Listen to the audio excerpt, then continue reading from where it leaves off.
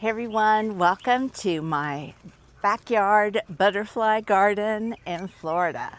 Today I am potting a Florida native shrub that has butterfly attracting flowers. This is Cephalanthus occidentalis, or buttonbush, and it gets these really cool little spherical shaped flowers on them that are white and very cool and very much attract butterflies. This is one of the plants that came in my second order from the Paradise Found plant nursery. It is a wetland loving plant, so I'm going to do it in a container because it's a Florida native bog plant.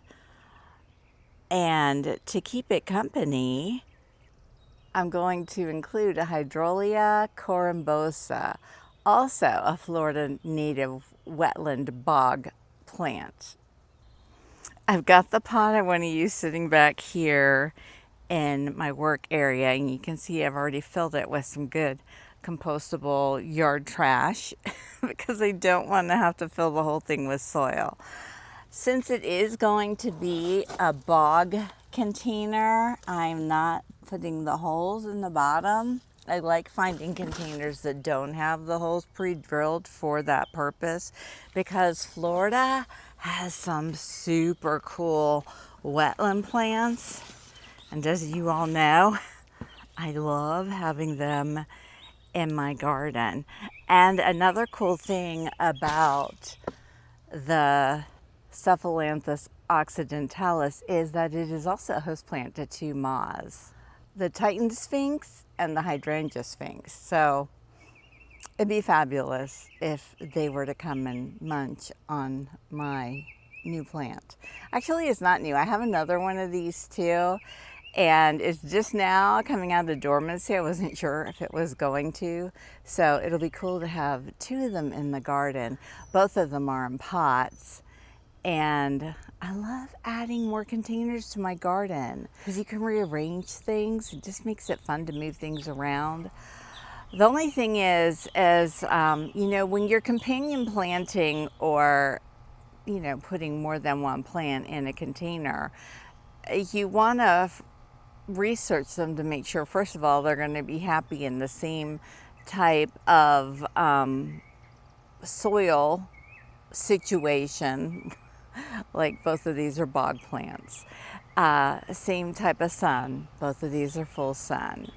That the color combination is going to be complementary. The buttonbush is white and the Hydrolia corymbosa is blue. In the pictures, it's purpley blue, but the description says bright blue, so either one of those is going to look good with the white. The only thing is that they both go dormant, which means I'm going to have a pot sitting empty. And I kind of almost put the second plant in that was one that didn't go dormant, so at least I'd have the lower plant, but I really want to see these two together, so I'm just going for it. I'm just going to be willing to have an empty pot sitting around with sticks in it for a little bit in the winter. All right, let's go get these plants potted. So right back here where, look there, I got a new bird bath. We'll talk about that later. Between my two wild lime trees, I have this spot where I've got my marlberry plant that I'm waiting for it to grow, and the Bahama Senna is right beside it, and, you know, ugly blue thing. So I thought, well, let's put some more pots back here with tall things in them. Although it's not tall yet, but it'll get tall. While I'm waiting for my marlberry to get big and full and do its job, you know, this corner back here gets full sun. I could put all kinds of pots. Look at all that space I have in there. I can put all kinds of pots of things in this area and get some tall things going. So I'm like super excited about that. And look at my two helpers are here, Ray and Ringo. Hi, babies. Okay, so I'm gonna go get some soil in there and we're gonna get these plants potted. And when we're through with all this, we will be taking a walk through the garden. There's some cool blooms I want to show you and hopefully a few butterflies. Okay, you guys, here we go. I just went in and I had to ask my husband if he could bring some potting soil around to the back because it was still in the back of the truck from when we bought it. And I come out and you know, I've got some potted pipe vine right outside my garden room door. There's big Polydamas swallowtail caterpillars on it. Like, they're big. How? They're going in. How have I not seen them? All I found are eggs. I mean, everything I brought in are still eggs, and there's big chunky caterpillars. I love it. They're going in. Let me go show you. I mean, look at them. Where were they? Oh my goodness. And there's only 3. You know there's usually more than that. I wonder if like they were hanging down the side. This is bizarre to me. This isn't even the greatest plant. I mean, these leaves are kind of dry. So I'm gonna take them in and I have some plants that I did not put out in my garden because I didn't want to have eggs on them, and I'll move them onto one of those and put them in the lepidarium, and then we'll get back. Look at that face. Then we'll get back to potting our bog container planter. It's always fun to get interrupted by caterpillars. Look at them. Oh my gosh. Okay. You know, so one thing leads to another. So these two were in the lepidarium saying they were ready to come out. So I put them out here on my Duranta, which is my butterfly hanging tree when I release butterflies. And oh my gosh, they're beautiful. These are the ones that were on that tropical milkweed and they're gorgeous. Look at this butterfly. Now, have I tested it? No, I'm not going to because just about in Florida, all of them are positive for OE. And that's all we're going to say about that. Okay, let me get back in and get those caterpillars moved in. Hello, beautiful monarch butterflies.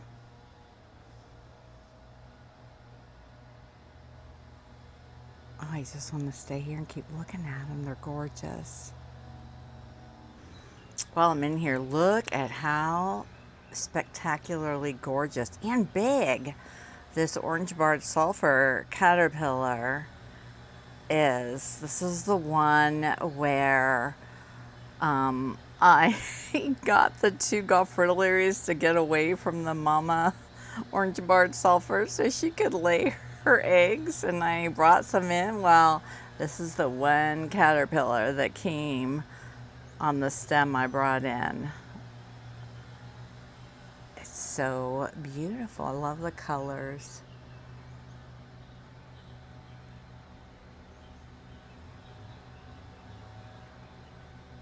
Look at his little face.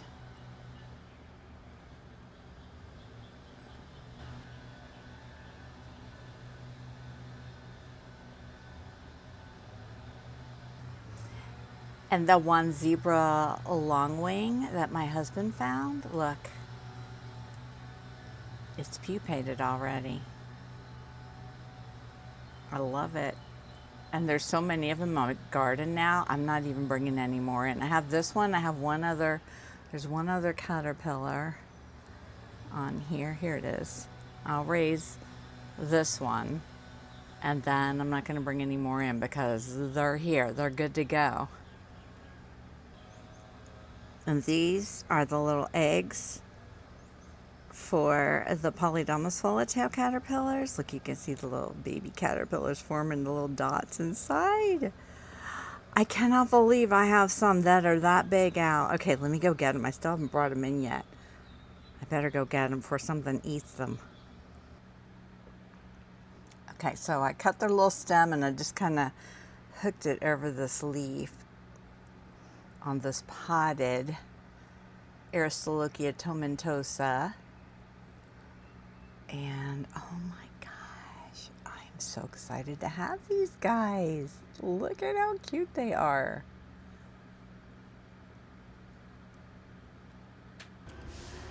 So just real quick while we're talking caterpillars, there has been a pipevine swallowtail laying eggs on my pipevine as well.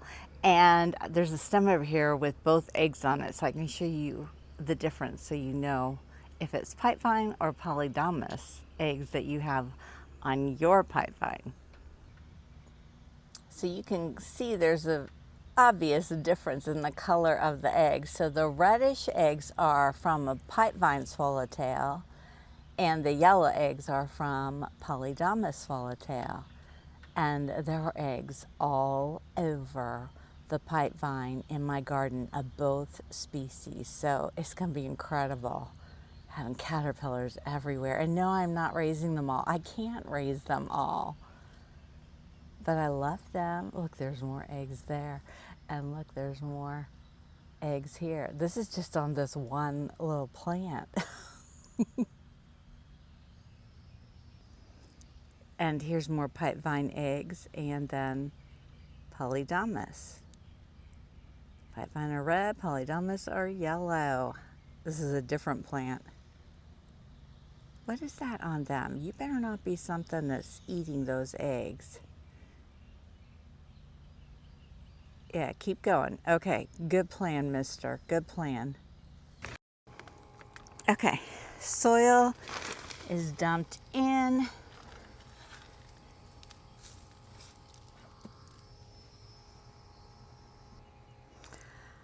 Plant number 1, Cephalanthus occidentalis. And you guys, I'm trying more to use the scientific names. I mean, there's a whole funny story that goes with this, but I don't know. Oh, look, there's a Gulf fritillary. But another funny story is that, oh my gosh, like I could say so much on this one topic, and now my brain's all a jumble wanting to say all of it at once, and then nothing at all good comes out. Okay, let's try again. Cephalin, oh gosh, now I forget. Was it Cephalanthalus occidentalis? Something like that. I'm going to try and use more of the scientific terms of the native plants to help me remember them and get them right. I'm also going to try and do a better job of adding more signage, which you'll see. I'm going to put a label on this one to help me in that endeavor. And another reason why I want to start using the scientific names is because one of you said to me that, because I see some of you in real life who watch, said that they're doing a drinking game every time I said call the plant by its scientific name instead of its common name. So I feel like I want to use more scientific names now just because of that. Isn't that fabulous? Okay, let me go get the other 2 little guys. All right. Hydrolia corymbosa number 1.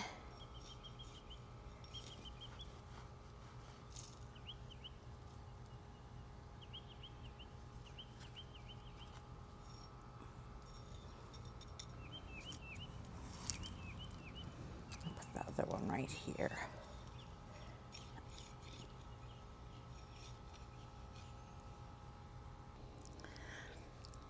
Hydrolia corymbosa 2. I hope that person is watching this video in the evening and not the morning. All right, let me go get a little sign for them. I was thinking since they're in here together, maybe putting both names on one sign. And I should remember who's who, and I can always look them up if I forget, right? Let's try that. That'll save some signs. Cephalanthus, occidentalis, hydrolia, corymbosa. Cephalanthus, occidentalis, hydrolia, corymbosa. If I say it over and over again, it'll help me remember, and it'll really mess with my friend too.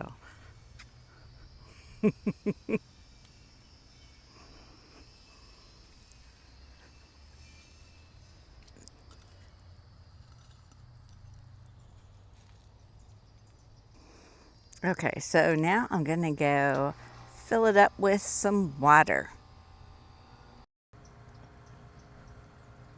I'm sitting here watering, and look what's going on behind me.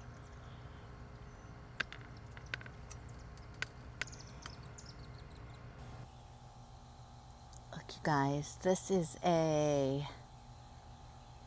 spice bush swallowtail on the flame vine. I say that hesitantly because these guys in the pipe vine, sometimes I get confused. Pipe vine have more of a bluer body though. I was just out looking at my candlestick cassia and I found another one of these guys. So I took the cutting and I'm bringing it in. Hey everyone, it's Friday. Let's take a walk through my backyard butterfly garden. There's some things blooming and some cool things I want to show you. We're going to start right here in my Florida native wildflower garden. I haven't checked in with you on my wild white indigo or Baptisia alba, but the pods are still there and I haven't popped them. They are getting a little bit more firm, so like it's taken a while for these to develop, but we're just leaving them be and hopefully I'm going to get some seeds. My Silphium asteriscus or starry rosinweed still blooming like a champ butterfly still. Love it. I photographed a couple of monarchs recently, I feel like, on these blooms right here. Oh wait, no, they were the blooms. I have some down in the other end of my garden. And then I also, of course, had come up a bunch of Rudbeckia hirta, and it is very happy here. And I'm so glad to have these pops of color coming up because before they came up, my only spring bloom that's been lasting is the starry rosinweed and this aster that I am trying to identify. Let's get closer. It's driving me crazy. I used my iNaturalist app and it says American aster. That's all it'll give me. I tried Chat GPT, and since it's blooming in spring, you know, a lot of asters bloom like a late summer fall. I thought, well, this will help narrow it down. So I said, give me a list of Florida native asters that bloom in the spring. It gave me a list of 5. I looked them all up and they all bloomed in the fall. Yeah, that's pretty much worthless. I have found with plant naming, plant nomenclature, Chat GPT, it doesn't have the discernment needed to figure it out because the whole system is rather crazy if you ask me. If you had an auditor look at the methods of naming plants, they would have problems. They would have serious issues. So, I mean, it's not Simmons aster, it's not wavy leaf aster, which are two of the asters that I had last year. It's not Georgia aster.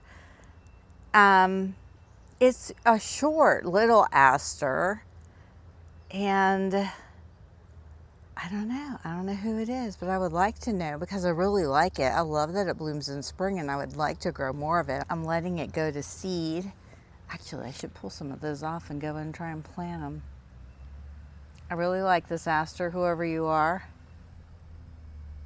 It's not calico aster.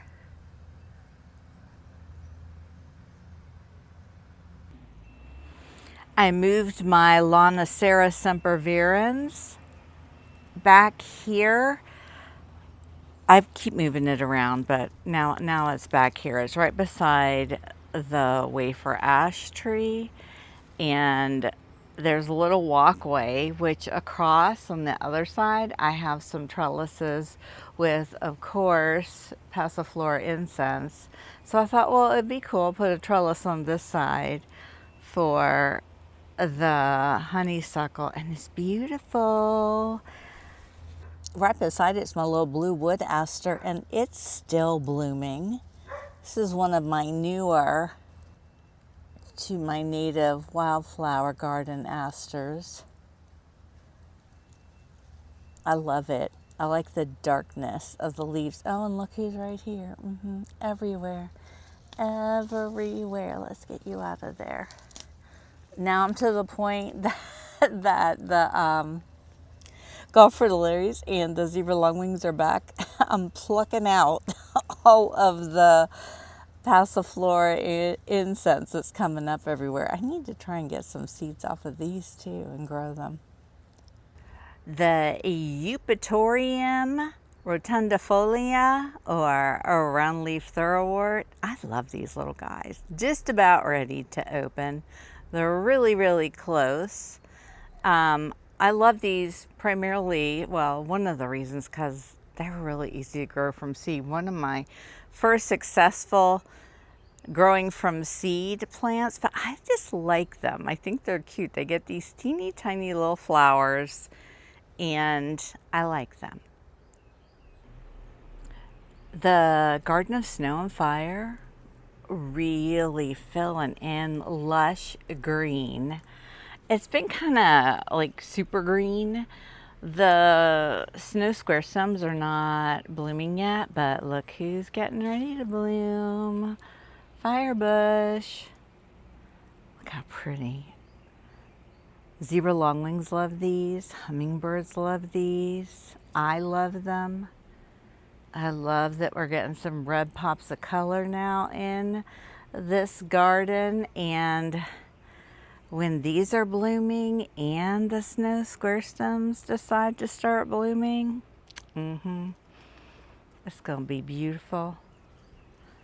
Here's my other firebush here.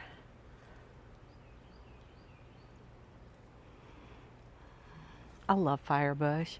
And then around the corner, remember I threw some Mexican sunflowers in? Yep, they're blooming. They're not quite tall enough. I really wanted them to get tall. You know, the one time I want them to be tall, they're short. Because right in front of them is a firebush and a snow square stem. So I really wanted to be able to like be on this side of it and then see those Mexican sunflowers coming up with a nice little pop of color. But they're almost tall enough, but not quite. Pentas garden is looking really great. I do need to get down here and do some deadheading. The more regular deadheading you do, the more prolific the flowers. See, like that needs deadheaded, and that needs deadheaded, and that one, and that one. I should bring my clippers and just do it as I'm here. And that little porterweed I stuck in there, look, it's coming up. You see its little purple flowers. It's going to get taller and taller. And what is that? That looks like a green pepper plant. Is that a pepper plant coming up? And why? How would it get there? Okay, we're just, I don't know. Moving on. Lantana depressa, still a huge hit. More Rudbeckia hirta, more red pentas. Oh gosh, I need to get back there and do a lot of deadheading. And there's a little zebra longwing fluttering around back there. You see it? Oh, they're here every day, all the time. And it's on Firebush right now. Because they love it. Okay, one of you came on and said, I want to say it was Elizabeth, but I'm not sure, that you got the yellow Mexican sunflowers and they're not a true yellow. They're like a light orange. Mine are too. Let me show you. I want to say it was Elizabeth and her Florida garden. My YouTube follower. Was it you who said that? Anyway, here they are. That's not yellow. That's definitely light orange. I mean, it's like a golden yellow maybe, but it's different though. I haven't seen butterflies land on it, but that's not to say they haven't, because I haven't been out here. I've been doing some research.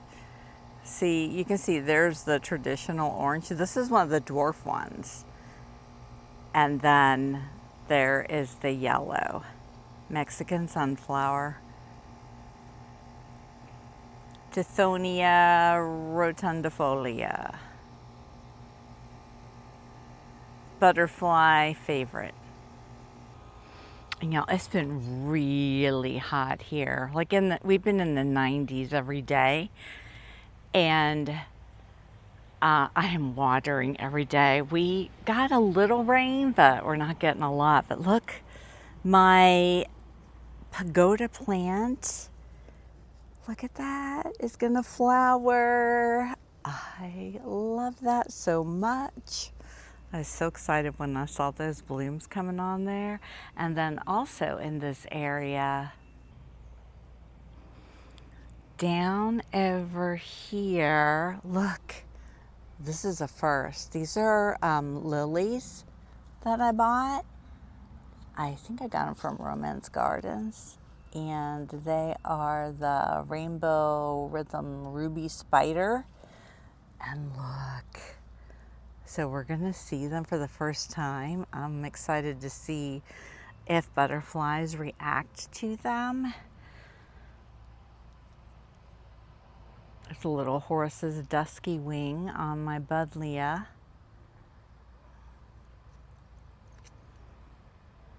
They have the cutest little faces.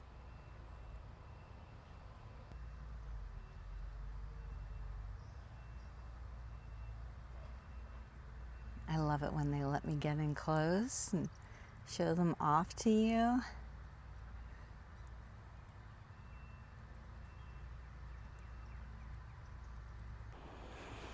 Right here, these are some Salvia azurea that I bought at the Nectary. I love the color of them. And you know, I have a pot down in my Florida Native Wildflower Garden that I placed right in the middle of the Rudbeckia hirta we were looking at earlier. And I'm gonna pot these too in that bigger pot, right in the middle of it. Won't these be gorgeous coming up in the middle of the Rudbeckia hirta? I love the color combination of the leaves, that pale green with the flowers. I think these are absolutely beautiful. Florida Native.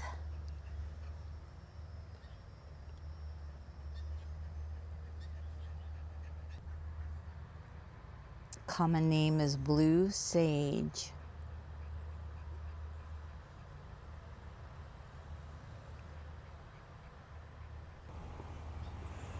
I love how this garden is looking right now. There's a lot of different zinnias blooming. This one pot that I have right here, look at all the different colors. I love the red one. Aren't they pretty? Those are all in one pot, and there's more coming.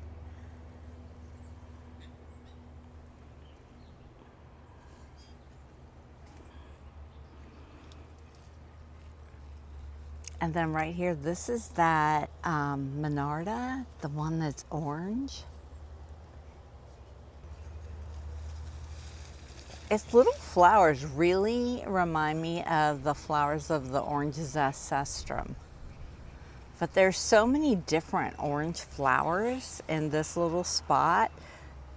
These, and then the Mexican sunflowers, but then there's a flame vine right behind, and look at this one flame vine stem. It's incredible.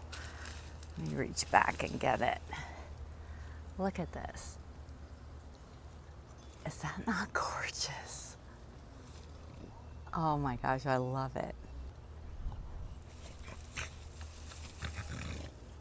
And it is just, I just kind of lay it down here. That's Ringo. He's rolling around in the garden right beside me, if you hear him in the background. But I just kind of lay that in there, so it just is, look at that. Oh, I love this flame vine. This is my small pot. I have a larger pot. Oh look, there's a golf fritillary.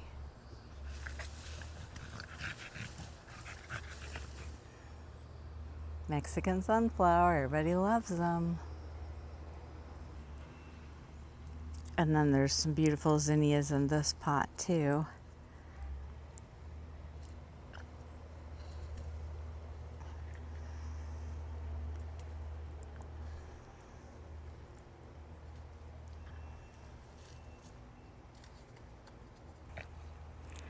There's the little noisy dog, Ringo. He's eating the snow square stem. He loves it. It's okay if he eats it. Look at him. It's like his salad. These are the orange zestrum flowers. I was talking about that Monarda makes me think of. From afar, not so much, but the individual tube-like flower shape kind of does. Look at this one's getting ready to open. And then here's my other huge flame vine. It's in a pot also. I need to trim it up. It's kind of getting a little sprawly. I find that when I trim them up, and they also need lots of fertilizer to keep the blooms coming. I probably need to give it some fertilizer too to get it going again. Look at the variation in color as they change. So pretty.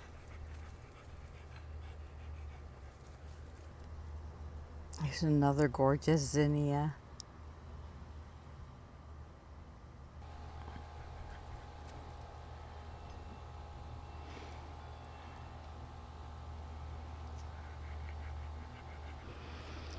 And I want to show you something right back here in my work area behind my coral fire spike. Remember I put these little trellises in to hold the passiflora incense?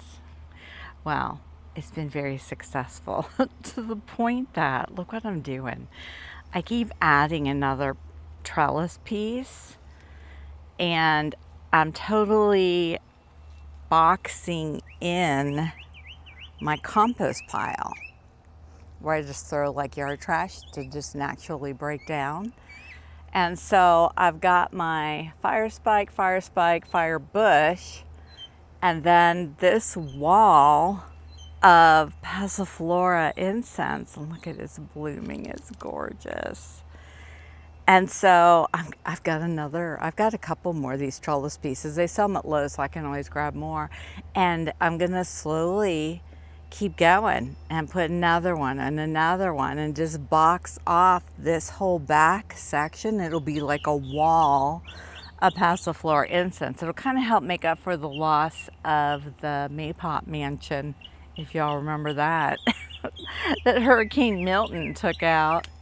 Let's get in close, see one of these flowers. The most significant difference from the hybrid Passiflora incense to the Passiflora incarnata, which is the native, is that the petals, right here, the petals are purple on the incense and they're more white on the Passiflora incarnata. These flowers are just so ornate, just spectacular. And like there's 3 right here in front of me.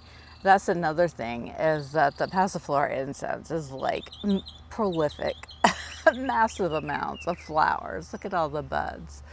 Look at them all coming up. It's going to be gorgeous. But behind me, look at all the blooms. It's like this wall of Passiflora incense going across the back of my work area. It's just covered in blooms. There's bees going in them. They love them. My little teddy bear bee is usually back here. Look at all those flowers.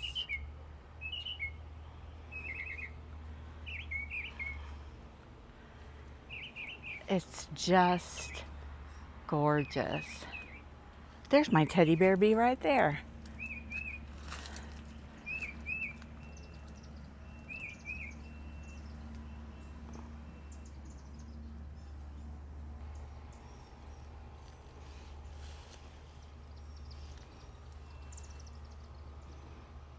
My assistant's hard at work.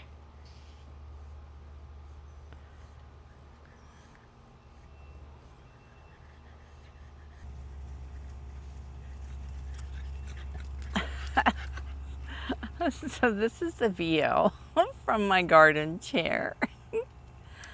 And right now, there's a spicebush swallowtail, a polydamas swallowtail fluttering around. There's a couple Gulf fritillaries.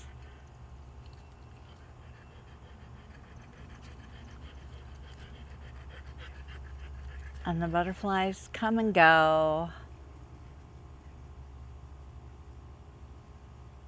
There's not as much activity right now. I feel like sorry, look, you're looking at my wind chime paddle.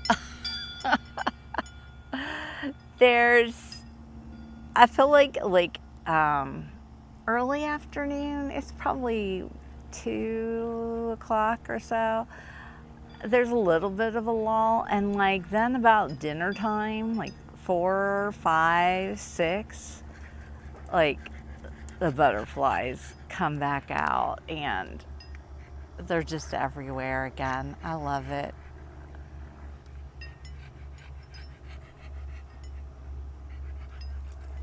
So I hope you enjoyed this episode because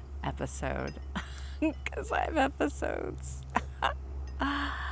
Please tap the like button and post a comment. I upload 2 videos a week. YouTube, like the way they present videos now, it like doesn't necessarily matter if you subscribe, because it is putting up things it thinks you'll like, whether you're subscribed to them or not, even though you've told the algorithm you like this particular channel or whatever particular channel because you subscribed. It's not necessarily going to suggest those videos to you, because I guess it thinks it knows better. I don't know. So anyway, when you're on YouTube, there's multiple feeds. There's the home feed, which gives you what YouTube thinks you want to watch, but you can tap on subscription and it will give you all of your subscribe to. It'll be a feed of all the channels you subscribe to, like their recent uploads. Because let me tell you, there's some YouTubers that I love and it never puts them on my home feed, and I go watch all their videos. I don't understand. I don't understand, but I know how to find them. I just go, and usually I just run out of my subscription feed. I don't even go to the home feed anymore because I know who I want to watch. So I just thought I'd share that with you real quick because it's just, there's always something new, huh? Always. Okay, I'm gonna go in and edit this video. Let me pop back in real quick. I hope you enjoyed this. Tap the like button. Say something in the comments, and I hope you enjoyed this, and I will see you in the next one. Bye, everyone.